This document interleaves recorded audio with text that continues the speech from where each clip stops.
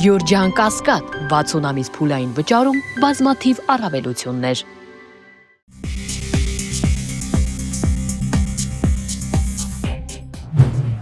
Հայաստանում կայանալիք ժողովրդավարական ընտրությունների վրա արտաքին միջամտության ռիսկ կա։ Այս մասին հայտարարել է արտաքին հետախուզական ծառայությունը։ Նշենք, որ նախորդին Ստրասբուրգում Նիկոլ Փաշինյանը բողոքել էր ընդդիմությունից և հայ առաքելական եկեղեցուց ազգային արժեքների մասին բարձրաձայնելու համար։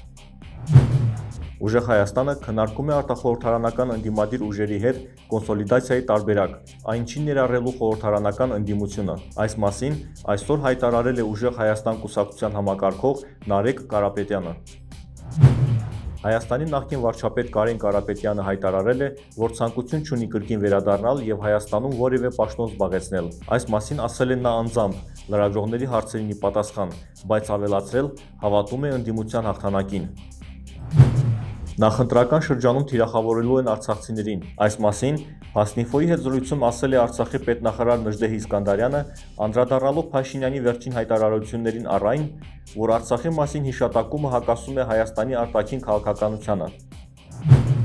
Մայր Աթոռ Սուրբ Էջմիածնում ամենայն հայոց կաթողիկոսի նախագահությամբ տեղի ունեցավ Գերագույն հոգևոր խորհրդի նիստը։ Գերագույն հոգևոր խորհուրդը մերժելի է համարել Փաշինյանի կողմից Եվրոպայի խորհրդում արված հայտարարությունները և հայոց եկեղեցու ու եկեղեցականության հասցեին հնչեցված մեղադրական շինծու վերագրումները, նշված է հայտարարության մեջ։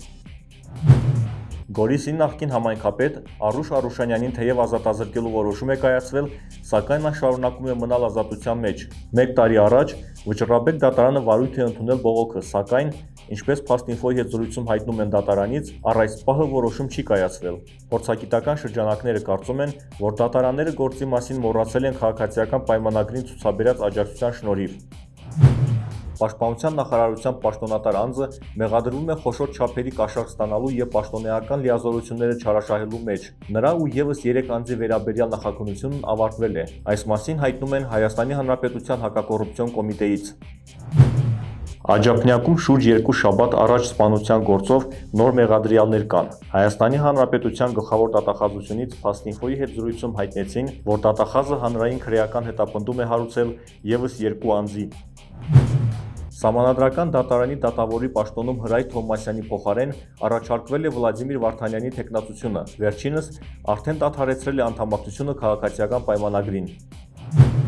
Այսօր լրացավ քաղբանտարկյալ Վազգեն Սաղաթելյանի ապօրինի կալանքի 4 ամիսը։ Վազգենին հետապնդում են մի արարքի համար, որը քրեական պատիժ չի ենթադրում։ Այս մասին ասել է ռազմական փորձագետ Կարեն Վրդանեսյանը։